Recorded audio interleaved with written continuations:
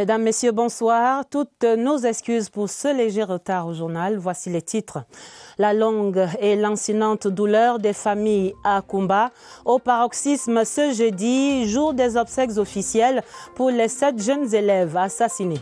Dès l'entame de ce journal, vous entendrez les mots de réconfort du Premier ministre, chef du gouvernement, représentant le chef de l'État à cette cérémonie.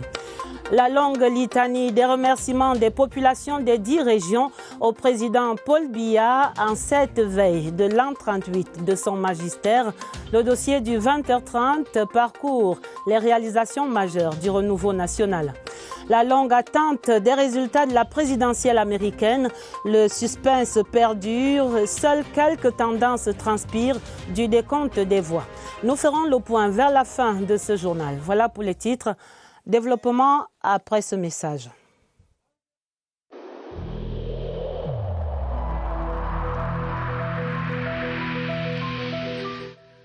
Le port du masque dans l'espace public restera obligatoire jusqu'à nouvel ordre.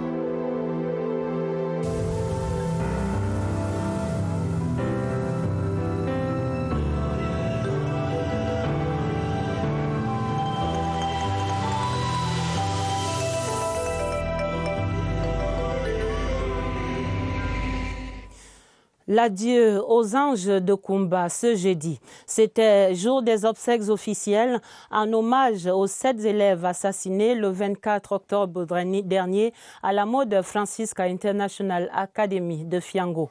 Le Premier ministre, chef du gouvernement, Joseph Dion Ngouté, a représenté le chef de l'État, Paul Biya, avec premièrement une escale à l'hôpital annexe de Kumba pour une visite aux élèves blessés dans cette attaque et pour la remise d'un don symbolique de consolation au nom de la première dame, Madame Chantal Biya. Voici le film de cette cérémonie avec notre envoyé spécial à Kumba, Laurentine Bokono.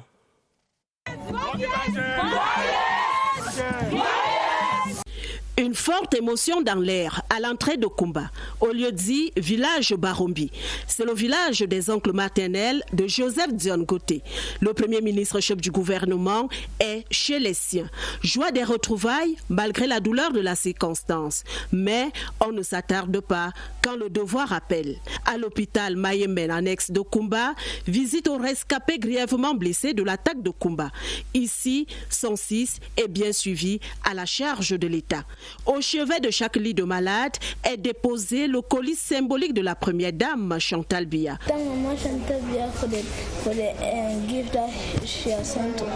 Place des cérémonies dédiées en ce jour d'obsèques officielles, une image, celle des 7 cercueils alignés dans la cour d'honneur. L'onde de choc traverse d'émotion l'espace aux couleurs de deuil. L'ambiance est lourde de compassion. Et c'est dans cette ambiance de pesanteur que le Premier ministre chef du gouvernement, Joseph Dion Ngouté, représentant personnel du chef de l'État Paul Biya, dépose le cœur lourd, une gerbe de fleurs du couple présidentiel devant chaque cercueil. Un cri strident déchire le ciel de Kumba. Comme à Rama, c'est Rachel qui pleure ses enfants, car Rénie, Cindy, Jennifer, Rena, Thelma, Victorie, Princesse ne sont plus. La prière communique les imams, pasteurs et prêtres élèvent vers le Père du ciel, mais comme un baume de réconfort et d'espérance dans les cœurs meurtris. Suite alors une sorte de liturgie de la parole avec l'allocution du maire de ville de Kumba. Mewawi Grogeri appelle les populations à s'engager pour la paix, le développement et l'éducation de leurs enfants. L'expression de gratitude au chef de l'État, à la première dame, au chef du gouvernement et à la nation entière pour l'accompagnement. Le mot est délivré par le père de Thelma, l'un des parents des enfants assassinés. Il est suivi par le message de condoléances du chef de l'État, lu par le gouverneur de la région, Bernard Okalia Bilay. I learned with great sadness of the horrific murder of several students of the Mode Francisca International Bilingual Academy in the town of Kumba. I condemn in the strongest possible terms this barbaric and cowardly crime against innocent children. I've also instructed that appropriate measures be taken diligently to ensure that the perpetrators of those despicable acts are apprehended by our defense and security forces and brought to justice. Avant de se retirer, le Premier ministre chef du gouvernement passe en revue les familles, visage serré, le mot de compassion n'a guère quitté les lèvres du représentant personnel du chef de l'État. Dernière scène sur cette cour de lamentation et d'hommage, le carrousel des corbillards, un par corps et par famille, pour un voyage sans retour. Alors remonte dans les cœurs cette prière du prêtre. Seigneur, puisqu'en ce jour les saints innocents ont annoncé ta gloire, non point par la parole, mais par leur seule mort, fais que notre vie tout entière témoigne de la foi que notre bouche proclame. À Kumba, ce jeudi, on a également entendu les assurances du président de la République sur la ferme résolution de l'État du Cameroun à éradiquer ces violences pour amener la paix dans les deux régions, du nord-ouest et du sud-ouest. Message transmis par Joseph Diongouté aux populations endeuillées de Kumba. Je vous propose d'écouter le Premier ministre, chef du gouvernement. Le président de la République, lui-même père et grand-père, a été extrêmement touché par cet acte odieux qui s'est perpétré à Kumba. Il m'a donc demandé de venir avec le gouverneur de la région du Sud-Ouest, en compagnie de plusieurs membres du gouvernement, pour consoler les parents des enfants qui ont été très froidement assassinés, mais aussi pour passer un message à la ville de Kumba et de ce fait à toutes les populations du sud-ouest et du nord-ouest qu'il fera tout pour que ces atrocités prennent fin. Il a donc demandé que nous venions. Nous sommes venus, nous avons vu non seulement ceux qui sont ici, mais nous avons été aussi à l'hôpital où nous avons livré des paquets que la première dame, Madame Chantal Biya, a envoyés.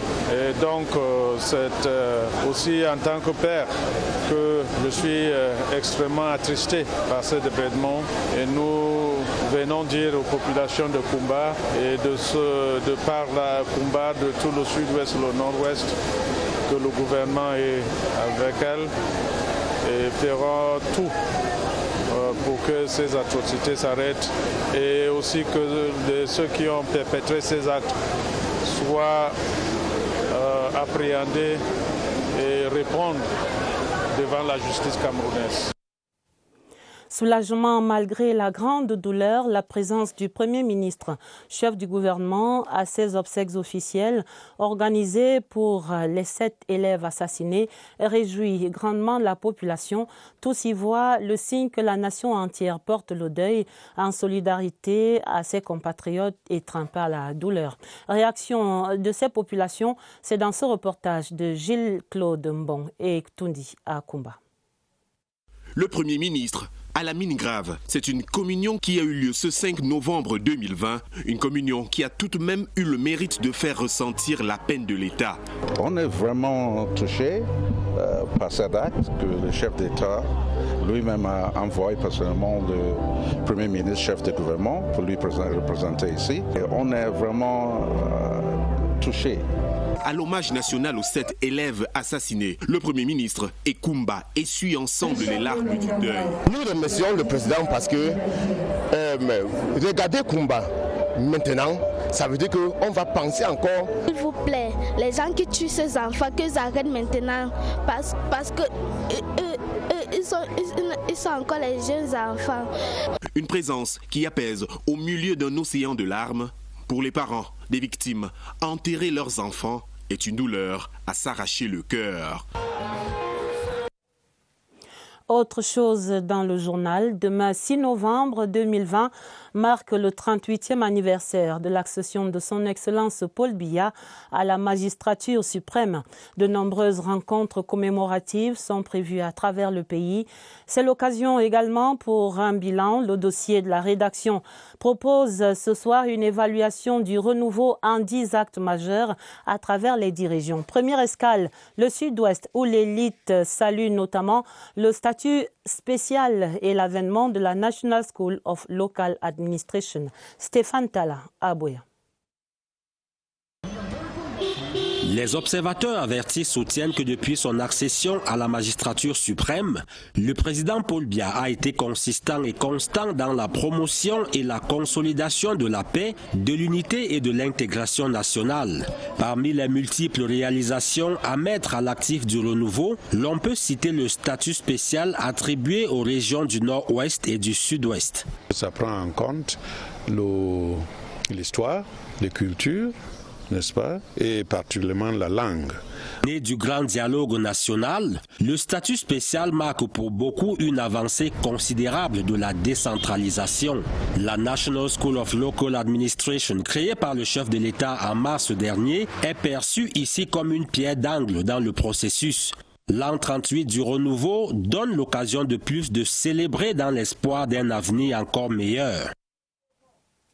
Dans le nord-ouest, les populations saluent également cet important acquis du grand dialogue national que constitue le statut spécial. Mais on célèbre aussi l'annonce du plan présidentiel de reconstruction et de développement. Emmanuel Koloko est à Bamenda. Les populations du Nord-Ouest ont à cœur en ce moment le statut spécial, l'une des résolutions fortes du grand dialogue national tenu en 2019. Entre optimisme et espoir, les plus positifs pensent que le chef de l'État réserve dans ce statut un vivier d'emploi et d'amélioration du bien-être. Ça va donner l'opportunité aux jeunes de transformer la richesse de la région, d'être productifs. Par ailleurs, d'aucuns attendent de ce statut spécial une implication culturelle locale et une considération du système anglo-saxon propre à la région. Il faut que les anglophones d'abord dirigent les activités traditionnelles, culturelles. La région du Nord-Ouest est l'une des plus adoubées par le président de la République Paul Biya. On l'a vu lors du premier congrès du RDPC en 1985 ou lors du 50e des armées camerounaises en 2010. Deux événements majeurs tenus à Bamenda. Le nord-ouest, bien sûr, mais s'il est une autre région qui entretient une relation toute singulière avec le chef de l'État, c'est bien l'extrême nord, baptisée joliment la fille aînée du renouveau, parce qu'elle naît précisément d'un décret présidentiel il y a 37 ans. Évocation de ses amours spéciales à Maroua avec Mal Moussa, le Doblaise. La création par le président de la République de la province de l'Extrême Nord le 22 août 1983, soit 9 mois, 16 jours seulement après son accession à la magistrature suprême, est l'acte politique le plus marquant du renouveau en faveur des populations de cette partie du pays. L'administration était rapprochée davantage des administrés, en sens que c'était une considération particulière pour cette population, de ceux qui ont un lien particulier avec les chefs d'État. Il y avait 4 départements. Il y a eu donc ajout de 2 autres départements. Le 9e gouverneur de l'Extrême Nord, Midiao Bakari, parle d'un privilège d'être à la tête d'une unité administrative qui entretient une relation singulière avec le chef de l'État. Beaucoup n'ont pas eu cette chance. Vous pouvez carrément mettre 30 ans au commandement et ne pas voir le chef d'État passer par là. La fille aînée du renouveau porte bien cette appellation et en 37 ans de vie, elle a déroulé à 10 reprises le tapis rouge à son géniteur. Un peu plus au sud de la région du Nord, pour cette commémoration des 38 ans du renouveau, les populations disent merci au président de la République pour le choix de Garoua comme l'un des sites de la prochaine CAN, avec pour effet immédiat la réalisation de plusieurs infrastructures. La cité capitale du Nord, vue par Umaru Sanda Hayatou, à cette veille des 38 ans de la magistrature suprême du président Paul Biya. La ville de Garoua va abriter l'une des poules de la Coupe d'Afrique des Nations de football 2022 que le Cameroun organise.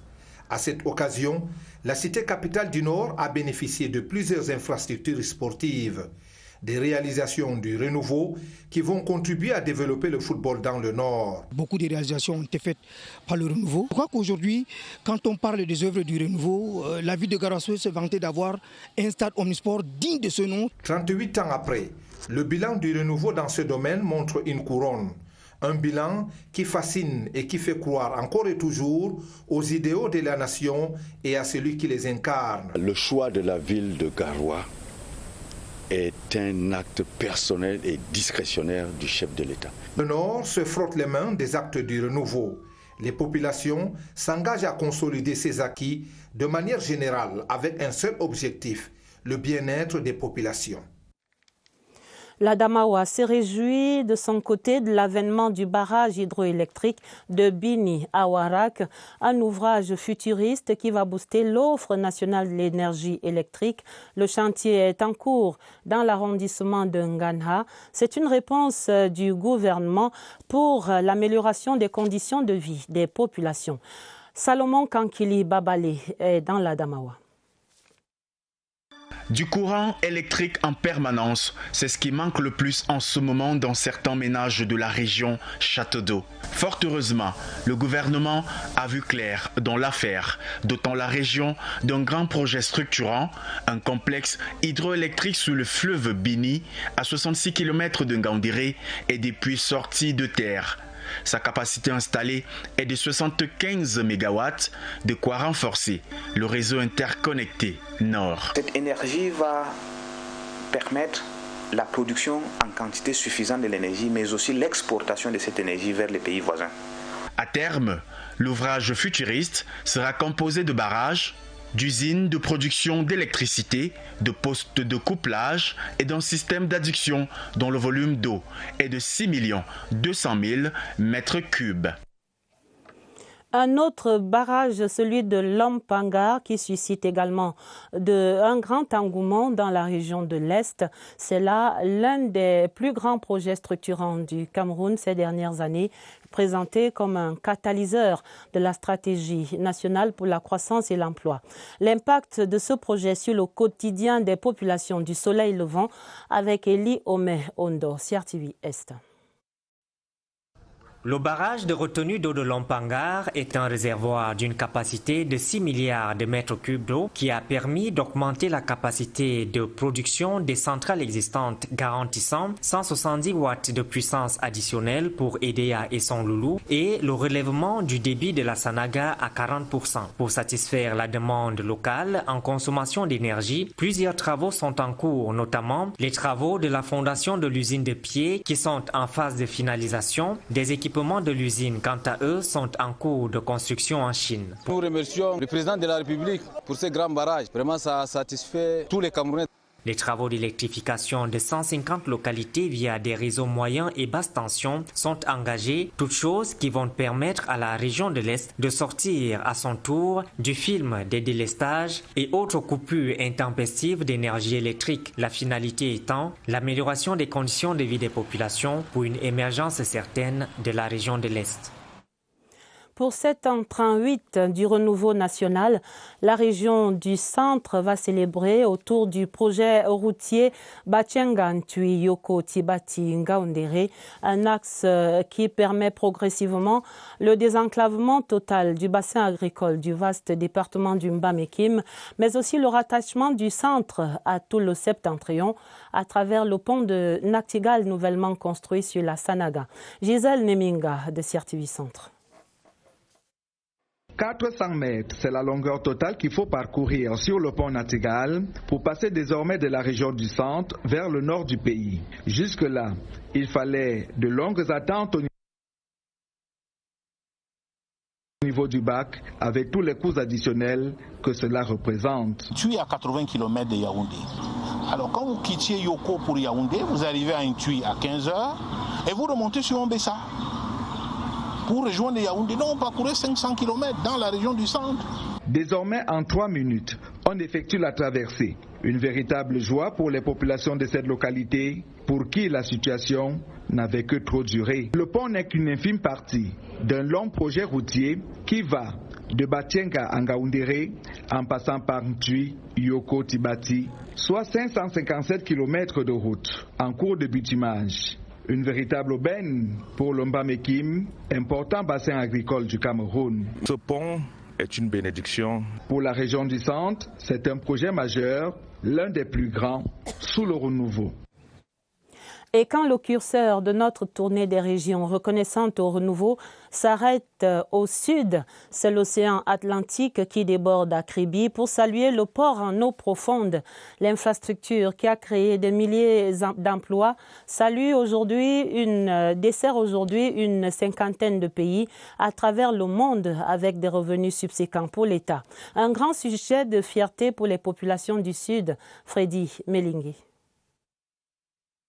En 3 ans de fonctionnement, le port de Kribi est devenu un pôle d'attractivité des échanges commerciaux. Avec ses 2 terminaux, la plateforme portuaire de Mboro a enregistré en 2019 plus de 330 escales de navires offshore et onshore pour 50% du taux d'occupation. Nous sommes en liaison avec une cinquantaine de ports à travers le monde.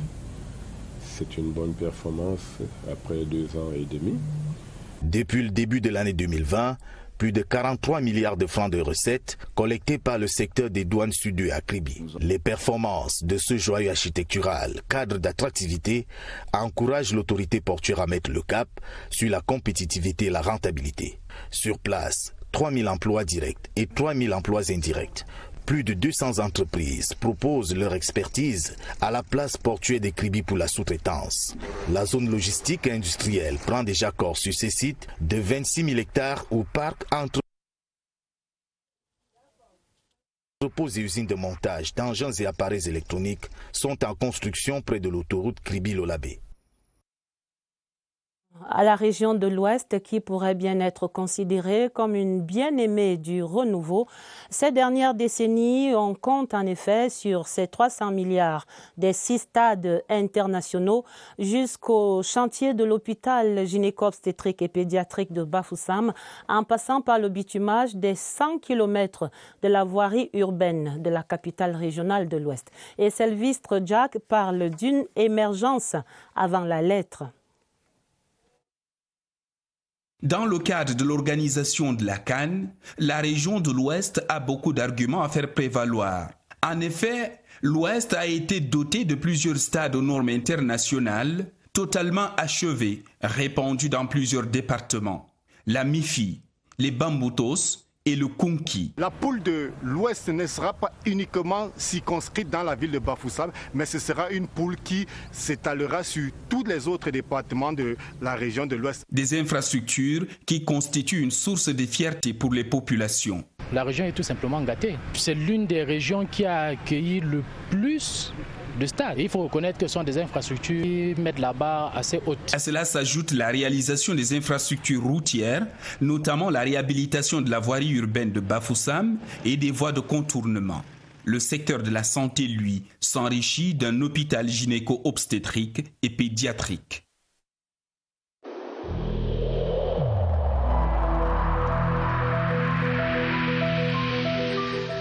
N'oublions pas que la négligence d'une seule personne peut nuire gravement à l'ensemble de la communauté.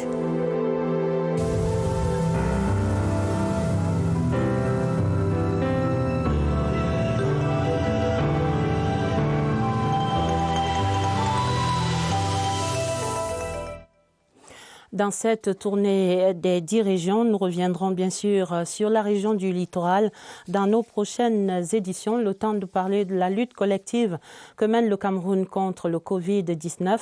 On annonce ce soir que le virus a une capacité de mutation qui serait à l'origine des nouvelles vagues de contamination observées en ce moment à travers plusieurs pays. Ici au Cameroun, la situation est certes stable, mais toujours incertaine. Qu'est-ce qui inquiète dans le plus? Nous retrouvons Évariste Eyenga au QG de Messa. Bonsoir Évariste, explication?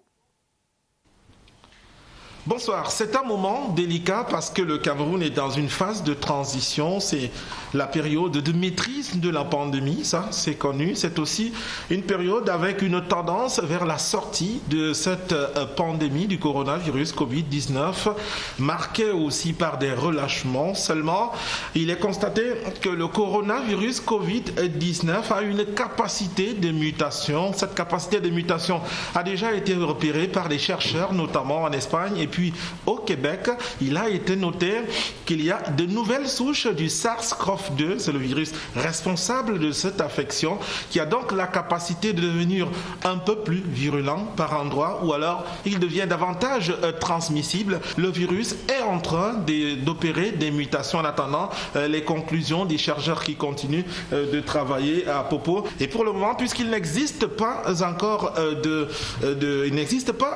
de vaccin, il est recommandé de revenir au système de prévention, c'est-à-dire observer les mesures barrières. Ce sont ces mesures barrières qui éviteront en fait d'en arriver à une nouvelle vague de l'épidémie au Cameroun. C'est entendu, Évariste, merci. La suite du journal et cette concertation ce jeudi des membres du bureau exécutif du CRADAT, le conseil d'administration du Centre régional africain d'administration du travail. Les travaux menés en visioconférence tablaient sur la redynamisation des activités, le mandat du directeur des études et puis la conformité des diplômes. Et nous allons au pays de l'oncle Sam encore ce soir, élection présidentielle aux États-Unis d'Amérique, les résultats partiels et les projections qui donnent au démocrate Joe Biden 264 voix des grands électeurs contre 214 à Donald Trump. Le président sortant qui menace de saisir la Cour suprême et plonge le pays le plus puissant du monde dans une période d'incertitude et de confusion.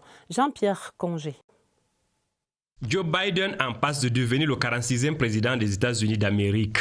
Crédité par les résultats partiels et les projections de 264 grands électeurs contre 214 pour Donald Trump, l'ancien vice-président de Barack Obama gravit progressivement les marches vers la Maison-Blanche.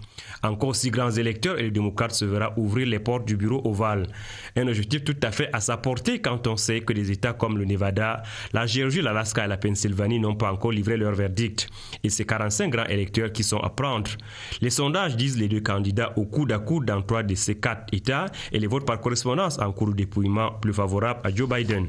Seul hic, Donald Trump n'entend pas se laisser faire. Criant à la fraude et au vol de sa victoire par le camp démocrate, le président sortant dit vouloir saisir la Cour suprême.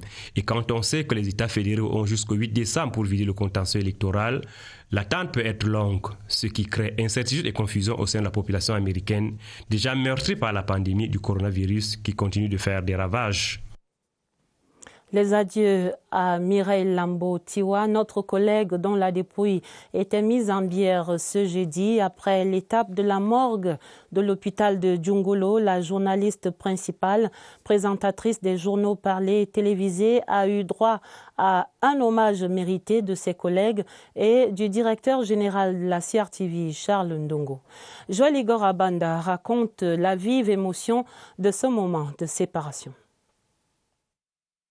Mireille was a rose, CRTV's rose. Goodbye rose, adieu rose. En anglais et en français, c'est un au revoir du directeur général de la CRTV, empreint d'émotion, mais aussi de tristesse. Le dernier passage de Mireille Lambo-Tiwa à la maison de la radio à Longat cet après-midi du 5 octobre 2020.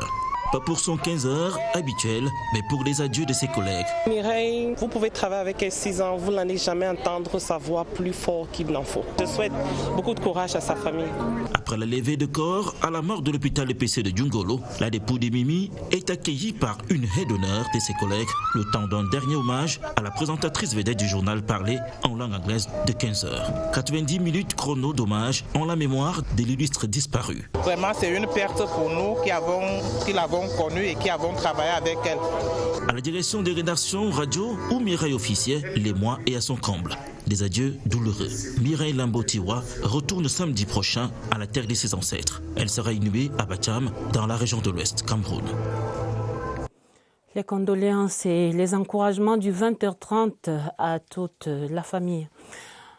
La Société anonyme des brasseries du Cameroun qui encourage l'excellence scolaire dans la région du Sud-Ouest. Le groupe vient d'offrir un don de fournitures scolaires aux élèves méritants du lycée bilingue de Moutenguene, entre autres Cathy Nandjou dans le Sud-Ouest.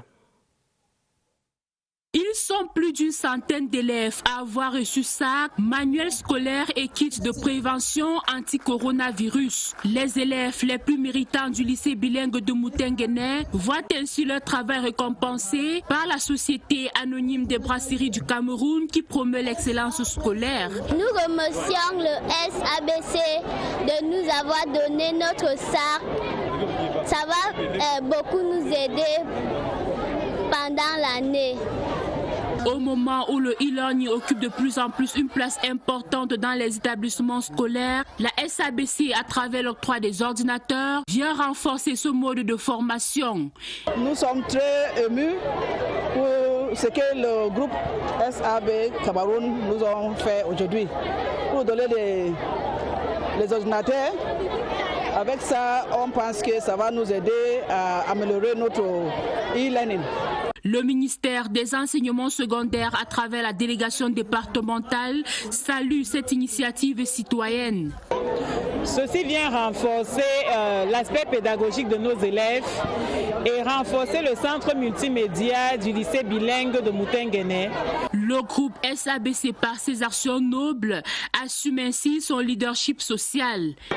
Le groupe SABC au Cameroun est la première entreprise citoyenne dans bien des domaines. Et dans le domaine de l'éducation, nous accordons des bourses scolaires, mais nous donnons aussi des fournitures scolaires, nous donnons aussi des kits informatiques pour renforcer la performance. Ce culte de l'excellence scolaire lancé par la Société anonyme des brasseries du Cameroun a tenu le lycée bilingue de Moutenguene en effervescence pendant des heures, encourageant ainsi les moins méritants à plus de performances pour être eux aussi des lauréats de demain. La fin du 20h30, on retient essentiellement ces obsèques officielles organisées par l'État pour les 7 jeunes élèves assassinés à Kumba. Obsèques présidées par le Premier ministre, chef du gouvernement, représentant personnel du chef de l'État à Kumba. Et puis l'an 38 du renouveau, ce sera demain. Il y avait un dossier spécial dans ce 20h30, le tour des 10 régions sur les réalisations du renouveau. Le 20h30 était préparé avec la collaboration de Cyril Kingembepe et de Augusta Ngononga. Un autre journal à minuit, ce sera avec Dieudonné Zra et Gilbert Ongeni. Je vous invite à retrouver après ce journal le magazine. Et pour les éditions du week-end, au 20h30, vous retrouverez dès demain Karine Olive y habite. Je vous souhaite d'avance un excellent week-end et d'excellentes commémorations pour les 38 ans du renouveau national à lundi 20h30.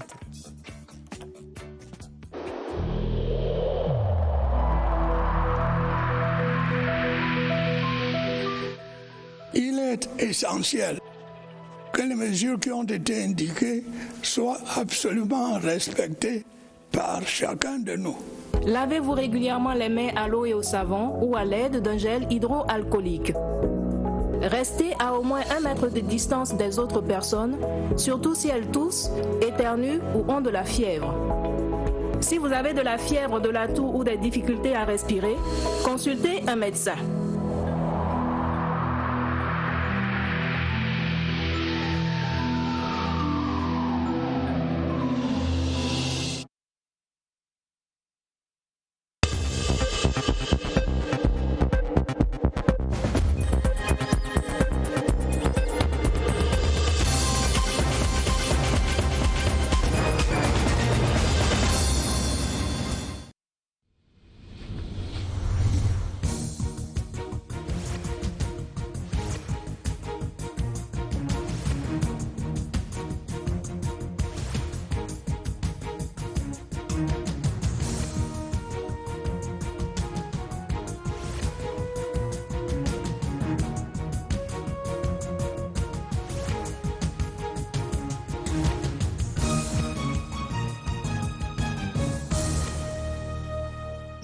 CRTV News, ici, toute l'info.